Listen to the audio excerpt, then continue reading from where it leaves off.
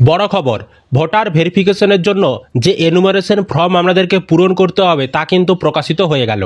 কিভাবে আপনাদেরকে সেই ফর্ম পূরণ করতে হবে, কারণ প্রত্যেকটি ভোটারকে নিজেদেরকে কিন্তু ফর্ম পূরণ করতে হবে, তাই ফর্ম পূরণের সঠিক পদ্ধতি আপনাদের জেনে রাখা অত্যন্ত গুরুত্বপূর্ণ।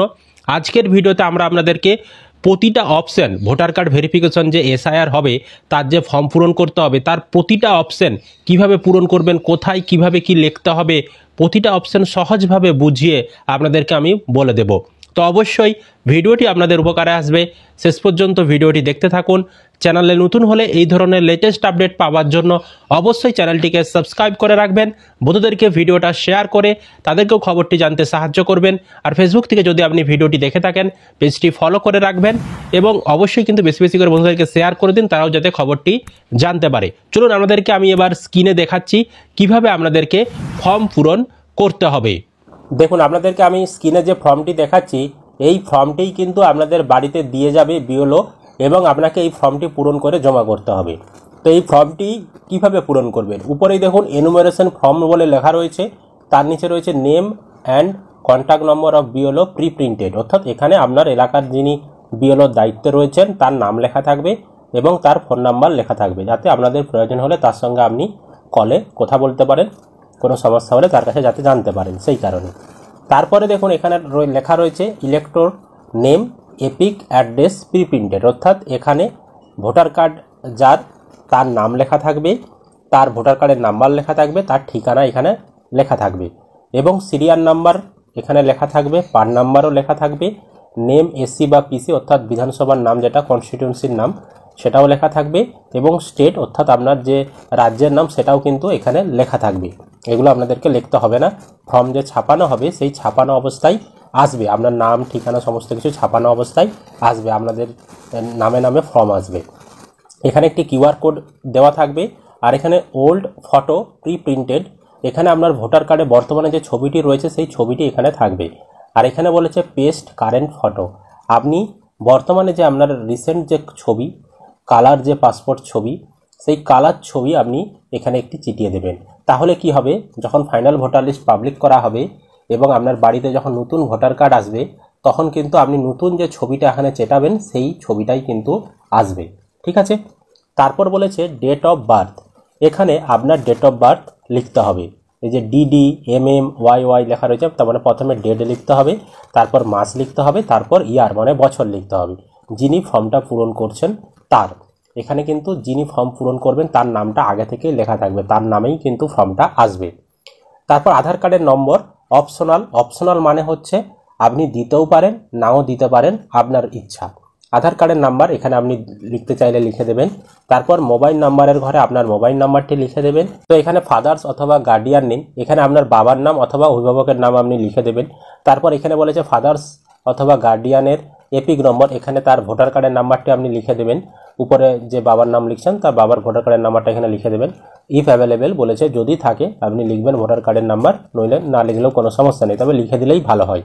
তারপর মাদার্স নেমের ঘরে আপনি আপনার মায়ের নামটা লিখে দেবেন আর মাদার্স এপিক নম্বর এখানে আপনার মায়ের নামটা লিখে দেবেন, মায়ের যে ভোটার কার্ডের নাম্বার সেটা কিন্তু লিখে দেবেন মাদার্স এপিক নাম্বারের ঘরে। ভোটার কার্ডের নাম্বার, এপিক মানে হচ্ছে ভোটার কার্ডকে বোঝাচ্ছে, এপিক নম্বর মানে ভোটার কার্ডের নাম্বার। ইফ অ্যাভেলেবেল যদি থাকে লিখতে বলেছে, না থাকলে লেখার দরকার নেই।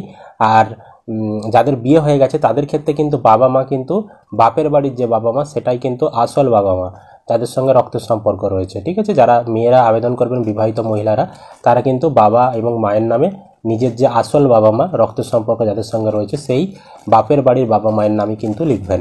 তারপর স্পাউস নেমের ঘরে বলেছে ইফ অ্যাপ্লিকেবল, এর মানে হচ্ছে ধরুন কোনো মেয়ে ফর্ম ফিল আপ করছে, তো মেয়েটির বিয়ে হয়ে গেছে, তাহলে মেয়েটি এখানে স্পাউস নেমের ঘরে তার স্বামীর নাম লিখবে।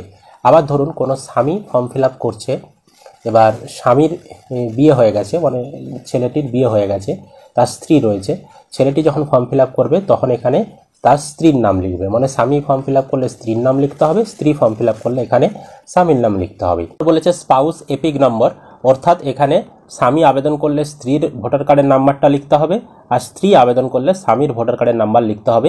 তবে বলেছে ইফ অ্যাভেলেবেল মানে যদি থাকে তবে লিখবেন। ঠিক আছে, আর আরেকটা বিষয়, যাদের এখনও বিয়ে হয়নি তারা যখন ফর্ম ফিল আপ করবেন এই স্পাউস নেম পাউস, এপিক নম্বর, এগুলো কিন্তু আপনাদেরকে পূরণ করতে হবে না। এবার দেখুন মেন সবথেকে ভাইটাল বিষয়, এই যে বলেছে details of the elector in the electoral roll of the last SIR. অর্থাৎ বলতে চাওয়া হচ্ছে যে আপনি যখন ফর্ম ফিল আপ করছেন তো সেই সময় আপনার নাম যদি 2002 সালের ভোটার লিস্টে থেকে ছিল, যদি আগে থেকে থাকে, তাহলে আপনাকে এই বাম দিকের যে ঘরটা রয়েছে এটা পূরণ করতে হবে। অর্থাৎ লাস্ট এসআইআর যখন হয়েছিল তখন আপনার নামটা কোথায় ছিল, হ্যাঁ, সেই তথ্যটা দিতে হবে। লাস্ট যখন এসআইআর 2002 সালে হয়েছিল। এবার আপনি যখন ফর্ম ফিল আপ করছেন, লাস্ট এসআইআর যখন 2002 সালে হয়েছিল তখন কিন্তু আপনার এসআইআর তখন হয়নি, ঠিক আছে, বা আপনার তখন 18 বছর হয়নি, বা আপনার তখন এসআইআরের নাম আরে ছিল না, ঠিক আছে। তো সেক্ষেত্রে 2002 সালে ভোটার লিস্টে যদি আপনার নাম না থেকে থাকে তাহলে আপনাকে এই বাম দিকের ঘরটা পূরণ করতে হবে না, ঠিক আছে। যদি আপনার 2002 সালে ভোটার লিস্টে নাম না থেকে থাকে, আপনার নিজের যদি নাম না থেকে থাকে, তাহলে এই বাম দিকের ঘরটা আপনাকে পূরণ করতে হবে না। এবার যাদের নাম 2002 সালের ভোটার লিস্টে রয়েছে তাদেরকে কিন্তু এই বাম দিকের ঘরটা পূরণ করতে হবে। ধরুন আপনার 2002 সালের ভোটার লিস্টে নাম রয়েছে, আপনি এখন লিস্ট চেক করে দেখছেন, তাহলে আপনাকে কিন্তু এই বাম দিকের ঘরটা পূরণ করতে হবে। কীভাবে পূরণ করবেন? এখানে ইলেক্টর নেম, তো 2002 সালে ভোটার লিস্টে আপনি দেখবেন সেখানে আপনার নামটা কি লেখা রয়েছে, সেই নামটাই কিন্তু আপনাকে এখানে লিখতে হবে, ঠিক আছে। এখন যে নাম রয়েছে সেটা লিখলে হবে না, আপনার 2002 সালে ভোটার লিস্টে দেখবেন সেখানে কি নামটা রয়েছে, তো সেখান থেকে দেখে আপনাকে এখানে লিখতে হবে। তারপর বলেছে এপিক নম্বর ইফ অ্যাভেলেবেল, অর্থাৎ 2002 সালে যে ভোটার লিস্ট সেখানে আপনার যে ভোটার কার্ডের নাম্বারটা লেখা রয়েছে সেই ভোটার কার্ডের নাম্বারটি দেখে দেখে এখানে লিখতে হবে। ইফ অ্যাভেলেবেল মানে যদি থেকে থাকে তবে লিখবেন, আর যদি নাম্বার না থেকে থাকে লেখার দরকার নেই। তারপর রিলেটিভ নেম, তো এখানে আপনার যিনি রিলেটিভ ছিলেন 2002 সালে ভোটার লিস্টে, আপনার বাবা বা স্বামী যার নামটা লেখা ছিল রিলেটিভের ঘরে, তো সেই রিলেটিভের নাম লিখতে হবে। এখানে বাবার নাম যদি লেখা থাকে বাবার নাম লিখবেন, মায়ের নাম লেখা থাকলে মায়ের নাম লিখবেন। তারপর রিলেশনশিপ, তিনি আপনার কে হয়, তিনি আপনার বাবা হয় বা মা হয় না স্বামী হয়, যেটা হয় সেটা কিন্তু এখানে উল্লেখ করতে হবে, ঠিক আছে। ডিস্ট্রিক্ট, আপনার জেলার নাম কী ছিল লিখতে হবে। স্টেট, আপনার রাজ্যের নাম কী ছিল লিখতে হবে। আর এসি নেম মানে আপনার বিধানসভার নাম কী ছিল তখন 2002 সালে ভোটার লিস্টে যখন নামটা ছিল সেটা কিন্তু এখানে লিখতে হবে, ঠিক আছে। এবার যারা মেয়েরা ফর্ম ফিল আপ করবেন, যে সকল মেয়েদের 2002 সালের ভোটার লিস্টে নাম ছিল, তারাও কিন্তু 2002 সালে ভোটার লিস্ট চেক করবেন, তখন বাপের বাড়িতে নাম ছিল না শ্বশুর বাড়িতে 2002 সালে ভোটার লিস্টে ছিল, সেটা আপনাদেরকে চেক করতে হবে যে 2002 সালে আপনি কোথায় ছিলেন, কোন বুথে আপনি ভোট দিয়েছিলেন, সেটা আপনাকে মনে করে সেই রকম আপনাকে 2002 সালে ভোটার লিস্ট ডাউনলোড করতে হবে। এবার মেয়েরা যখন ফর্ম ফিল আপ করবেন সেক্ষেত্রে কিন্তু এই যে রিলেটিভ নেমের ঘরে এখানে আপনার সেই ভোটার লিস্টে কে রিলেটিভ ছিল সেটা দেখে আপনাকে লিখতে হবে। রিলেশনশিপে তিনি যদি ধরুন আপনার স্বামী যদি রিলেটিভ নেমের থাকে তাহলে এখানে স্বামীর নাম লিখেছিলেন, আর রিলেশনশিপে এখানে স্বামী বলে উল্লেখ করতে হবে। তো আপনাদেরকে আমি একটু জিনিসটা আমি ক্লিয়ার করে দিচ্ছি একটা ভোটার লিস্ট দেখিয়ে, তাহলে বিষয়টা আপনাদের ক্লিয়ার হয়ে যাবে। দেখুন আমি আপনাদেরকে স্ক্রিনে একটা 2002 সালের ভোটার তালিকা দেখাচ্ছি। এখানে দেখুন নির্বাচকের নাম এখানে দেখতে পাচ্ছেন আপনার নাম রয়েছে কিনা। ধরুন আমি উদাহরণ দিয়ে যদি বলছি, প্রথমের নামটা হচ্ছে আপনার নাম, তাহলে এখানে সম্পর্কিত ব্যক্তির নামের ঘরে যার নামটা রয়েছে তিনিই হচ্ছে আপনার রিলেটিভ। তো এখান থেকে রিলেটিভের ঘরে যে নামটা রয়েছে সেটা আপনাকে সেখানে লিখতে হবে। এবার রিলেশন কি আপনার কে হয়, দেখুন এখানে সম্পর্কের ঘরে বাম দিকে লেখা রয়েছে স্বামী হয় না পিতা হয় না মাতা হয়, এখানে কিন্তু সম্পর্ক লেখা রয়েছে, এখান থেকে সম্পর্কটা দেখে সেখানে লিখে দেবেন। আর 2002 সালে ভোটার লিস্টে আপনার যে ভোটার কার্ডের নাম্বার সেটাও কিন্তু এখানে লেখা রয়েছে, দেখতে পাচ্ছেন। এখন হয়তো নাম্বার পরিবর্তন হয়েছে, কোনো সমস্যা নেই, তখন যে নাম্বারটা ছিল সেটাই আপনি কিন্তু সেখানে লিখে দেবেন, ঠিক আছে। বোঝাতে পেরেছি আপনাদেরকে। এবার দেখুন এখানে বিধানসভার নাম্বার লিখতে বলেছে, পার্ট নাম্বার লিখতে বলেছে, সিরিয়াল নাম্বার লিখতে বলেছে 2002 সালের ভোটার তালিকা থেকে, এখনের নয় কিন্তু 2002 সালের লিখতে বলেছে। তো এই নাম্বারগুলো আপনি কোথায় পাবেন সেটাও আমি দেখাচ্ছি। এখন আমি একটা 2002 সালের ভোটার লিস্ট ওপেন করেছি। এখানে দেখুন লিস্টের উপরেই লেখা রয়েছে 196 চন্দ্রকোনা বিধানসভা নির্বাচন ক্ষেত্র। আপনার ক্ষেত্রে আলাদা লেখা থাকতে পারে, কিন্তু সবার ক্ষেত্রেই দেখবেন এখানে এই যে বাম দিকে একটা নাম্বার লেখা রয়েছে। বিধানসভা নির্বাচন ক্ষেত্রের আগে দেখুন আমার 196 লেখা রয়েছে, আপনার বিভিন্ন রকম থাকতে পারে। এই যে এখানে 196 আমার লেখা রয়েছে, এটা হচ্ছে আমার এসি নাম্বার, ঠিক আছে। এসি নাম্বারের ঘরে আমি লিখে দেব 196। আর পার্ট নাম্বার কোনটা, পার্ট নাম্বার হচ্ছে এই যে দেখুন এখানে অংশ নম্বর দিয়ে আমার 25 লেখা রয়েছে, আপনার ক্ষেত্রে যেটা লেখা থাকবে সেটা হবে আপনার অংশ নম্বর। আমার হচ্ছে 25 হচ্ছে অংশ নম্বর, তো এখানে আমি যেটা আমার পার্ট নাম্বারের ঘরে আমি এই 25 সেখানে লিখে দেব। ঠিক আছে, অংশ নম্বর যেটা সেটা হচ্ছে পার্ট নাম্বার। তো আপনি পার্ট নাম্বারের ঘরে এই অংশ নম্বরের পাশে যেটা লেখা থাকবে সেটা লিখে দেবেন। আর সিরিয়াল নাম্বার কোনটা আপনার?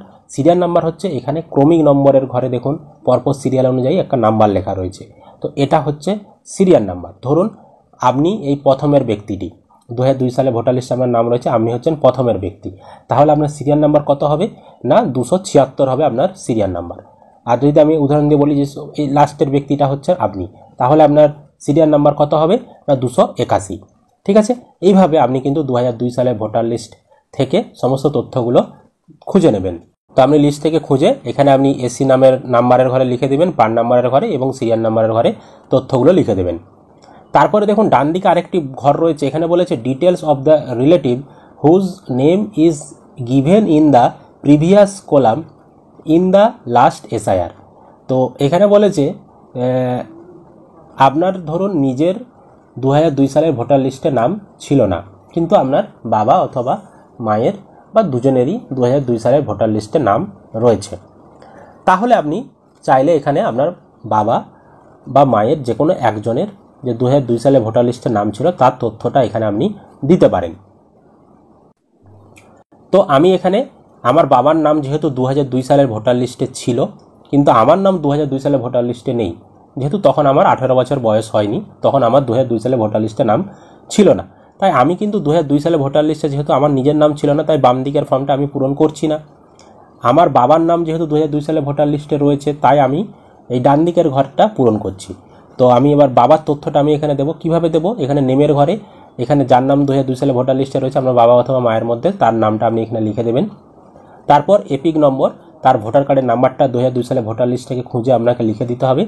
আর রিলেটিভ নেম আপনার বাবার দেখতে হবে 2002 সালে ভোটার লিস্টটা, সেখানে রিলেটিভ কে ছিল, অর্থাৎ বাবার বাবা ছিল না বাবার মা ছিল রিলেটিভের নামে, সেই রিলেটিভের নামটা এখানে সেই লিস্ট থেকে দেখে লিখে দিতে হবে। তারপর রিলেশনশিপ, তিনি ওনার কে হন, অর্থাৎ ধরুন এখানে আপনার বাবার নামটা এখানে লিখেছেন, বাবার নামটা রিলেটিভ নেমে লিখেছেন, তাহলে রিলেশন হচ্ছে ফাদার্স হবে, তো এখানে ফাদার্স লিখে দিতে হবে। তো এখানে রিলেটিভের যিনি থাকবেন সেই লিস্ট থেকেই কিন্তু সম্পর্কের ঘরে যেটা লেখা থাকবে সেটাই রিলেশনের ঘরে আপনি লিখে দেবেন। তারপর ডিস্ট্রিক্টে এখানে আপনার জেলার নাম লিখে দেবেন, স্টেটে এখানে আপনার রাজ্যের নাম লিখে দেবেন, তারপর এখানে এসি নেমে আপনার বিধানসভার নামটা লিখে দেবেন। বিধানসভার নাম লেখার পর এবার AC number, part number, serial number কীভাবে পাবেন আগেই আমি দেখিয়েছি, ওই 2002 সালে ভোটার লিস্ট থেকে দেখে আপনি লিখে দেবেন। আর এসি নেম মানে বিধানসভার নামটা আপনি কোথায় পাবেন সেটাও আমি একটু দেখিয়ে দিচ্ছি। এটাও হয়তো অনেকে বুঝতে পারবেন না, কারণ অনেকেরই বিধানসভা এখন পাল্টে গেছে, আগে 2002 সালে যেটা ছিল এখন বর্তমানে সেটা নেই। তো এখন আপনাকে যেটা বসাতে বলছে এখানে এসি নেম, সেটা হচ্ছে 2002 সালের বিধানসভার নামটা, সেটা আপনি কোথায় পাবেন সেটাও একটু দেখিয়ে দিচ্ছি। এখন আমি 2002 সালে ভোটার লিস্ট খুলেছি এখানে দেখতে পাচ্ছেন, এখানে আমাদের 196 চন্দ্রকোনা বিধানসভা নির্বাচন ক্ষেত্র, অর্থাৎ আমাদের বিধানসভার নাম হচ্ছে চন্দ্রকোনা। ঠিক আছে, এভাবে আপনি দেখে নেবেন আপনাদের বিধানসভার নামটা কি ছিল, সেভাবে আপনি দেখে নেবেন। এরপর ফর্মের নিচে এখানে 1, 2, 3 ডিক্লারেশন রয়েছে, এগুলো চাইলে আপনি পড়ে নিতে পারেন। দিয়ে নিচে দেখুন এখানে বলেছে সিগনেচার অথবা left thumb impression of elector or any adult family member mention relationship with date, অর্থাৎ এখানে বলতে চাওয়া হচ্ছে যিনি ফর্মটা পূরণ করছেন তাকে একটি সই করতে হবে, তিনি সই করতে না পারলে টিপছাপ দেবেন। এবার ধরুন দেখা যাচ্ছে যে আপনি বাড়িতে উপস্থিত নেই, আপনার বাড়িতে 18 বছরের বেশি কোনো সদস্য একজন রয়েছে, হ্যাঁ, তো আপনি বাড়িতে বর্তমানে উপস্থিত নেই, আপনার ফর্মটা তারা পূরণ করে দিয়েছে, এবং যেহেতু আপনি বাড়িতে উপস্থিত নেই তাই আপনি তো সই করতে পারবেন না, আপনার বাড়ির 18 বছরের বেশি যে কোনো সদস্য তিনি কিন্তু এখানে সই করতে পারেন, এবং তার সঙ্গে আপনার কি সম্পর্ক সেটা কিন্তু এখানে মেনশন করে লিখে দিতে হবে। ধরুন আপনার হয়ে আপনার বাবা এখানে সই করছে, তাহলে আপনার সঙ্গে তার কি সম্পর্ক, মানে যেহেতু ছেলের ফর্মটা সে পূরণ করছে তাই এখানে ফাদার্স লিখে দিতে হবে, যেহেতু বাবা ছেলের হয়ে এখানে সই করছে। এইভাবে কিন্তু করা যাবে বিষয়টা। আর অনলাইনেও কিন্তু করা যাবে, অনলাইন কি প্রসেস চালু করে আমরা যখনই চালু করবে সেই প্রসেসও আপনাদেরকে জানিয়ে দেবো। তারপর নিচে এখানে বিএলও সিগনেচার, এখানে আপনাকে আর কোনো কিছু পূরণ করতে হবে না, যিনি বিএলও তিনি সই করবেন। এবং আপনার এখানে কিন্তু ফর্ম পূরণ শেষ হয়ে গেল, এবং আপনার কাছ থেকে কিন্তু ফর্ম পূরণ হয়ে গেলে আপনি এর সঙ্গে প্রয়োজনীয় কাগজপত্র দিয়ে দেবেন। কাগজপত্র দেওয়ার পর বিএলও কিন্তু আপনার কাছ থেকে ফর্মটা নিয়ে চলে যাবে। ঠিক আছে, এইভাবে কিন্তু আপনাদেরকে ফর্মটা পূরণ করতে হবে।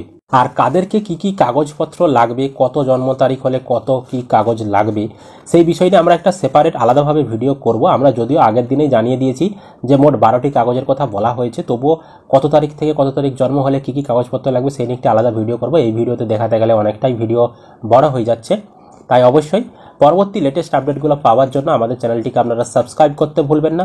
বন্ধুদেরকে ভিডিওটা শেয়ার করে সকলকেই খবরটি জানতে সাহায্য করবেন। ফেসবুক থেকে দেখলে পেজটি ফলো করে রাখবেন, আর ইউটিউব থেকে যারা ভিডিওটিকে দেখছেন অবশ্যই কিন্তু চ্যানেলটিকে সাবস্ক্রাইব করে রাখবেন।